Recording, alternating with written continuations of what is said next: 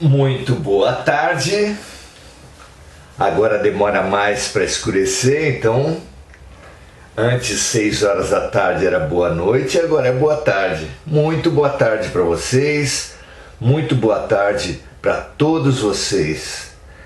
Muito legal a gente estar se encontrando, refletindo. Desde alguns encontros nós vimos refletindo sobre o momento do Brasil e a gente vai continuar assim enquanto vier a inspiração nesse sentido. A gente abre ao acaso, digamos assim, esse livro, Grãos de Mostarda, que veio através do nosso trabalho na internet, Grãos de Mostarda. Abre ao acaso e vê o que a mensagem nos inspira. Hoje nos foi sugerido que pensássemos sobre a nossa atitude perante as dores, perante as dificuldades, perante as tensões, ou seja, encaixa perfeitamente na linha do que a gente veio conversando até agora. E vamos usar para isso uma imagem. Água para ser trabalhada pelos nossos amigos espirituais, a gente sempre sugere que os amigos façam o mesmo. A imagem que nós sugerimos hoje para todos os amigos é a da nossa atitude, da atitude dos doentes na antessala de um hospital, do atendimento de um hospital. Muito boa noite, Sayonara, muito boa noite, Maria José. Vamos então pensar sobre nós, a nossa atitude nesse momento do Brasil, como os pacientes na antessala de um hospital. É muito interessante nós percebermos que os doentes fazem, comentando entre si ou não, uma avaliação dos médicos nas antessalas, nas salas de espera dos hospitais, das clínicas. Bom médico, para a ampla maioria das pessoas, é aquele que dá um remédio, dá uma injeção, faz um tratamento e tira a dor com a mão. Essa é a expressão que se usa. Resolveu o problema para a gente. Os médicos que perguntam muito, que fazem prescrições amplas, são muitas vezes mal vistos por nós. Aquele médico que pergunta, por exemplo, sobre o nosso regime alimentar, é mal visto, especialmente quando sugere mudanças. Aquele médico que pergunta sobre como temos lidado com nossos corpos, se fazemos exercício, se praticamos alguma espécie de disciplina, de prática que mobilize os nossos corpos, que mexa, que trabalhe com força ou elasticidade, resistência, o que seja. Também esse médico é mal visto, novamente, especialmente se nos propuser mudanças de hábito em relação ao corpo. Mas o mais mal visto de todos os médicos são aqueles, felizmente para os doentes de má vontade raros, aqueles médicos que perguntam sobre a nossa atitude, sobre o nosso estado de ânimo perante a vida, se temos estado pessimistas ou otimistas, se nos deixamos levar por ansiedade, se guardamos mágoas, os nossos sentimentos. Aí mexeu nisso, digamos que quase a totalidade dos doentes reage muito mal. E olha que coisa interessante, porque do conceito profundo de saúde, aquele inclusive adotado pela Organização Mundial da Saúde, órgão das Nações Unidas, órgão máximo da saúde no mundo. Saúde é o completo bem-estar biopsicossocial e espiritual, e não apenas a ausência de doença. Ou seja, o que a ampla maioria de nós acha que é o mau médico, que é o médico chato, é o melhor médico num conceito profundo e real de saúde. Aquele médico que nós julgamos bom, que lida apenas com sintomas, esse talvez nem seja um profissional de saúde. Por quê? Saúde é o completo bem-estar biopsicossocial, diz a Organização Mundial da Saúde, e não a ausência de doenças.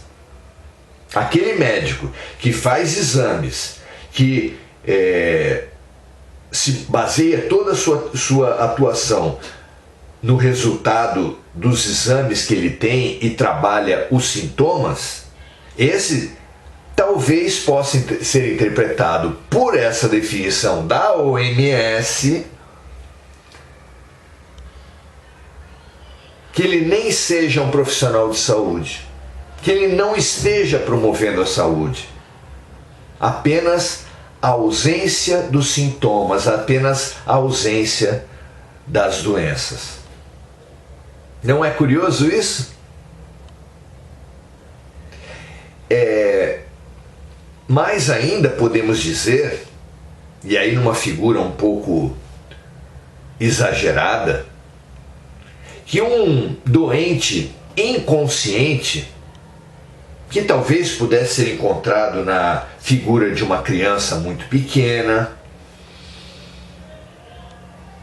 de uma pessoa portadora de problemas mentais,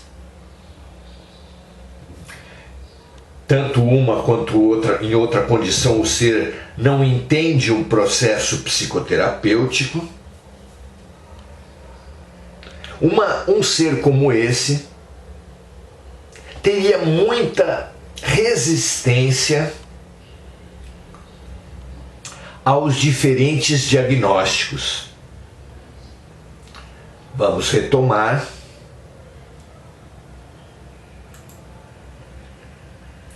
Porque caiu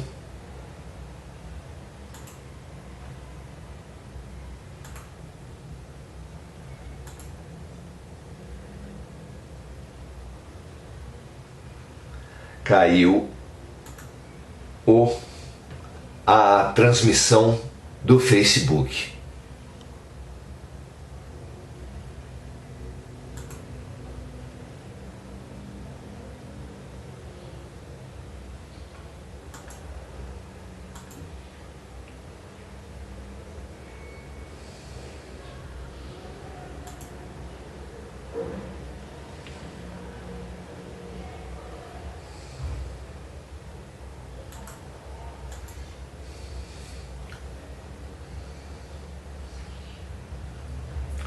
Muito bem, estamos de volta. Então nós falávamos, estamos fazendo uma comparação, particularmente eu considero muito rica, entre a nossa atitude perante a vida, perante as dores, perante as dificuldades em geral e particularmente nesse momento de tanta tensão, de tanto conflito, de tanto ódio na Terra, com a atitude dos pacientes no hospital. Lembrando aqui que nós consideramos bom médico aquele que dá remédios, faz intervenções e tira os sintomas imediatamente das doenças, e maus médicos, médicos chatos, aqueles que ficam perguntando da nossa alimentação, dos nossos hábitos corporais, do lidar com práticas físicas, das nossas atitudes perante o mundo, das nossas emoções como ansiedade, mágoa, culpas, etc., que os que tiram os sintomas imediatamente nós consideramos ótimos médicos, os que demoram perguntando sobre outras questões nós consideramos maus médicos, quando à luz do conceito da Organização Mundial da Saúde, que fala que saúde é o completo bem-estar biopsicossocial e não apenas ausência de doença, é exatamente o inverso. Que esse médico que busca sinais na totalidade do ser, nas questões mais amplas do corpo, das emoções, da atitude, esse é o verdadeiro profissional de saúde. Olha que coisa interessante, não é? Pois nós ampliávamos esse raciocínio ao trazer para essa cena nossa crianças muito pequenas ou pessoas portadoras de transtornos mentais que não conseguissem ter consciência do que é um processo terapêutico e que resistissem, brigassem muito com determinados processos diagnósticos e mesmo determinadas formas terapêuticas que são incômodas, invasivas, chatas mesmo.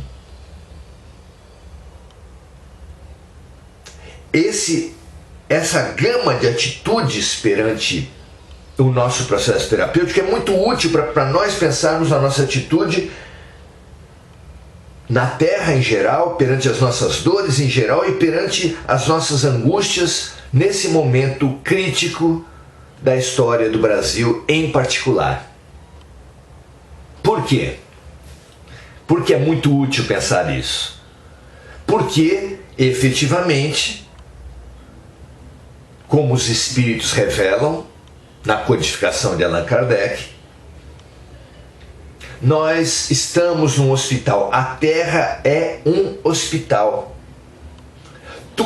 perfeito, um hospital maravilhoso, onde absolutamente tudo que acontece aqui é terapêutico. Tudo nos serve para diagnóstico e tudo nos serve para cura, mas sempre depende da nossa atitude. Qual tem sido a nossa atitude perante as dores, perante as dificuldades em geral e perante o processo eleitoral, as tensões, os conflitos, os ódios desse processo eleitoral? Teria alguma lógica alguém reclamar que nesse hospital tem muito doente? Como assim? Não é? Ora, um hospital só pode ter muito doente. Como reclamar da atitude das pessoas, da atitude doentia das pessoas, se nós estamos num hospital? Absurdo, não é? Muito legal. Como reclamar se o tratamento que nos é apresentado questiona nosso modo de vida nos mais amplos aspectos? Podemos reclamar disso? Também não, porque a verdadeira saúde, ela é integral, ela abrange o corpo, a mente, as relações humanas e as relações espirituais. Então, quem quer que queira avançar no Hospital da Terra, e nós estamos exatamente sendo avaliados na nossa possibilidade de avanço ou não no Hospital da Terra, precisamos ter atitude positiva no nosso processo de cura. Essa atitude positiva é significativamente demonstrada nos hospitais materiais, nos hospitais humanos, que chamam os doentes de pacientes. Olha só. Lembrar que nos hospitais comuns as pessoas são chamadas de pacientes é fundamental. Por quê? Porque a nossa atitude perante as dores, perante as dificuldades, perante as eleições, é exatamente de impaciência, não é? Muito legal. Mas do ponto de vista espiritual também há aprendizados a serem feitos. Porque Jesus, quando curava, dizia: a tua fé te salvou. Isso quer dizer o quê? Que o maior médico de todos os tempos, o mais profundo, o mais doce, o mais amoroso e o mais efetivo médico de todos os tempos, precisava, para curar, da nossa colaboração, da nossa atitude, da atitude dos doentes,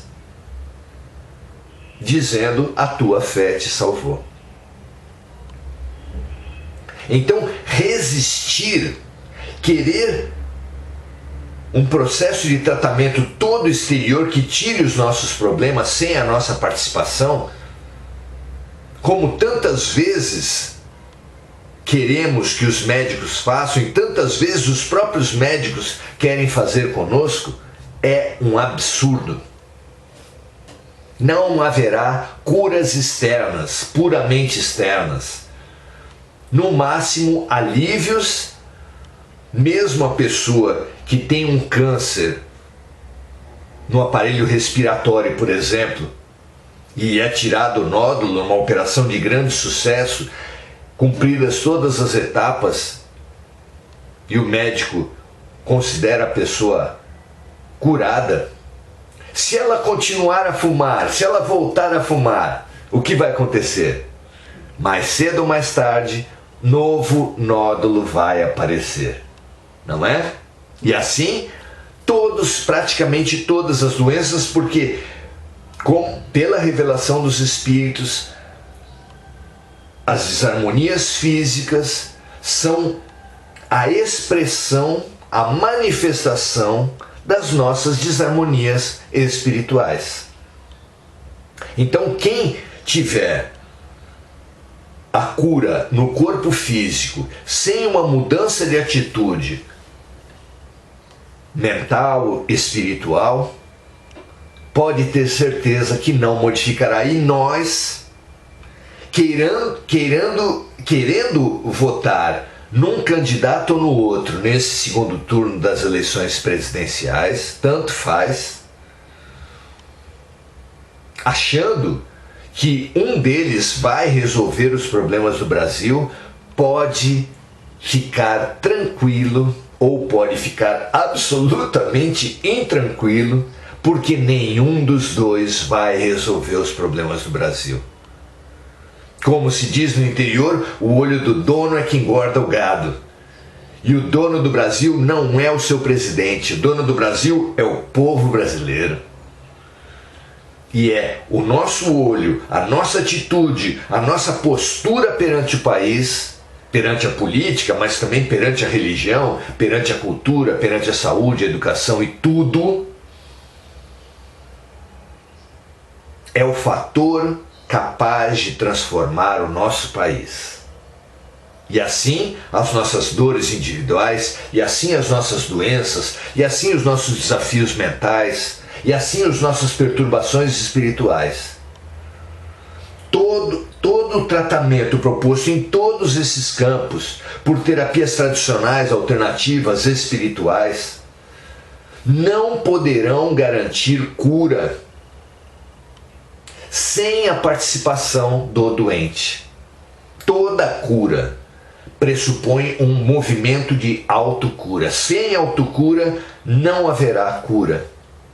No máximo, alívio. No máximo, afastamento momentâneo dos sintomas. Essa consciência é maravilhosa para todas as dores, para todos nós que enfrentamos as mais diferentes dores, em geral, mas em particular para todos nós brasileiros que estamos enfrentando essas angústias, esses conflitos, esses ódios referentes ao processo eleitoral. Essa consciência de que nenhum dos dois trará as soluções para os problemas do Brasil, sem a participação do povo, que nenhum deles será capaz de evitar trazer problemas, porque as suas posições, o sistema político, as suas ideologias são todas problemáticas, todas elas. Ter essa consciência é absolutamente fundamental, porque nos situa no fundamental. Qual é o fundamental? A nossa atitude. A nossa atitude. Deixar de esperar a solução externa, primeira grande conquista. Deixar de ver os candidatos, as ideologias como solução para o problema do Brasil, sem que haja uma mudança dos brasileiros, primeira atitude. É atribuída a Albert Einstein uma maravilhosa frase: loucura é querer resultados diferentes fazendo as mesmas coisas. Quem quer resultados diferentes precisa mudar o que está fazendo, mudar o processo para ter um outro produto. Se nós queremos um novo Brasil, só será possível com novos brasileiros. Não há outra possibilidade. Sem isso, não haverá um outro Brasil. Nem os extraterrestres, nem os espíritos, nem alguém vai resolver os nossos problemas, especialmente os líderes políticos. Não tem jeito. Já passaram pelo Brasil almas maravilhosas, como Irmã Dulce, Padre Cícero, Tiradentes, Chico Xavier, Zilda Arnes, Alziro Zarur, sabe-se lá quantas mais pessoas, os maravilhosos pretos velhos, caboclos, índios fantásticos que não foram registrados pela história, pessoas maravilhosas de todo tipo, e o Brasil não melhorou porque não serão pessoas que resolverão as questões do povo, mas a elevação, o amadurecimento, a melhoria da perspectiva nossa é que vai fazer isso, e é por isso que nós estamos aqui. Para que você, minha amiga, meu amigo, para que nós sejamos estimulados a rever a nossa postura. Em primeiro lugar, não esperando soluções externas. Em segundo lugar, buscando investigar as nossas atitudes perante o Brasil, perante a vida, perante a dor.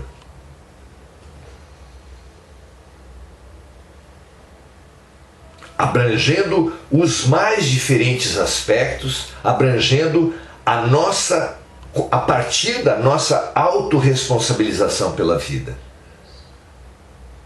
Não, se a solução não é externa, se os problemas não são do outro partido, da outra ideologia, e as soluções não estão exclusivas no meu campo, na minha ideologia, as soluções reais do Brasil, das suas dores, das suas dificuldades, começam inevitavelmente pela sua atitude, meu amigo, minha amiga. Essa consciência é urgente para todos nós. Você está disponível para ela? Pense naqueles nossos pacientes com as suas diferentes atitudes. Pense que alguns deles brigarão com os exames, com os tratamentos, e aumentarão seus problemas ao invés de diminuí-los.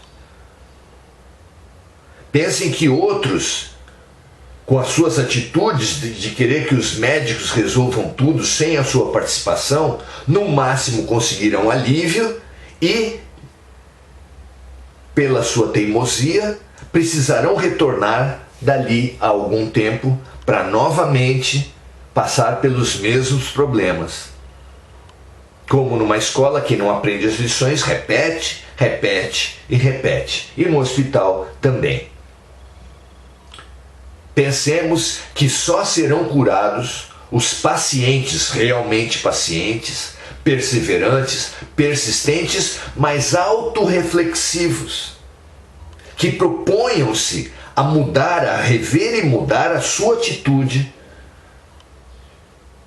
perante a dor, perante a vida, perante a coletividade, no nosso caso, perante o país. Faça você a mudança que você propõe para o mundo. Você quer um Brasil com menos corrupção, com mais tolerância, com mais respeito à pessoa, com mais respeito à natureza, aos povos indígenas, aos quilombolas?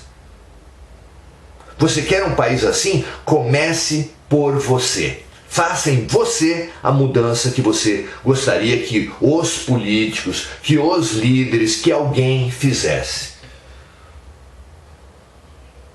Aí, não se sabe, é claro que você não vai modificar a atitude do país todo, mas certamente você passará pela experiência, qualquer que seja, da coletividade, com muito maior proveito para você e para o país. É atribuído a Kennedy a frase: não pergunte o que o seu país pode fazer por você, mas o que você pode fazer pelo seu país. Nunca essa reflexão foi tão importante. Quem quer que entre vai trazer problemas para os próximos anos. Quem quer que entre sofrerá a resistência de metade do país. Quem quer que entre precisará demais que os cidadãos responsáveis assumam a sua responsabilidade e participem, não apenas não atrapalhem, como participem das soluções. Uma última figura: pensem que vocês colocaram um péssimo motorista para dirigir seu carro. O que fazer? Se por algum tempo ele vai precisar dirigir seu carro, você vai apurrinhá-lo? Vai criticá-lo? Vai cutucá-lo? Será que um mau motorista apurrinhado, perturbado, vai dirigir melhor? Claro que não. Claro que se você puder e precisar e tiver coragem e lucidez para adverti-lo de maus procedimentos, você com calma e com firmeza deve adverti-lo. Então qualquer presidente que assumir o Brasil deverá contar com uma cidadania crítica, ativa, firme, mas educada, respeitosa.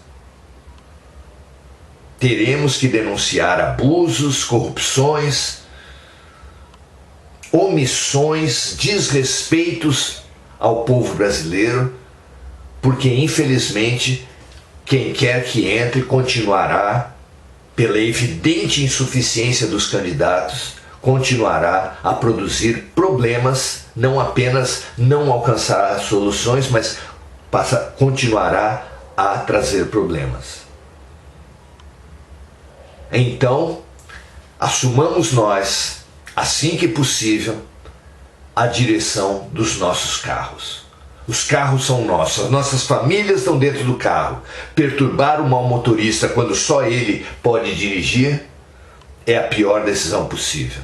Assumir a direção dos nossos veículos, assim que for possível, da maneira melhor possível, a começar por uma participação, por uma crítica respeitosa e não perturbadora, que não aumente os problemas, mas que favoreça a solução deles, é o dever que é sugerido hoje. Pense nisso, minha amiga, meu amigo, veja se isso faz sentido para você e seja verdadeiramente patriota, verdadeiramente propositivo, verdadeiramente cidadão. O Brasil precisa, a sua família precisa, e o seu corpo agradecerá. porque essa é a atitude da saúde, da cidadania, da participação, da responsabilização espiritual. Reflitamos sobre isso e curemo-nos dessa doença, que não é do outro, que não é da outra ideologia, que não é do partido que você se opõe, nem do candidato que você odeia. Todos os problemas à nossa volta têm a ver conosco, são espelhos, são diagnósticos e são convites à nossa cura. Aceitemos e nos curemos. É isso que eu desejo para mim, para você e para o Brasil.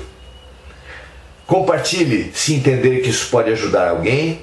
O Brasil precisa amadurecer, precisa de uma nova atitude. Não se esqueça, não haverá novo Brasil sem novos brasileiros. Até amanhã, esperamos estar aqui novamente às 18 horas. Um grande abraço, até a próxima.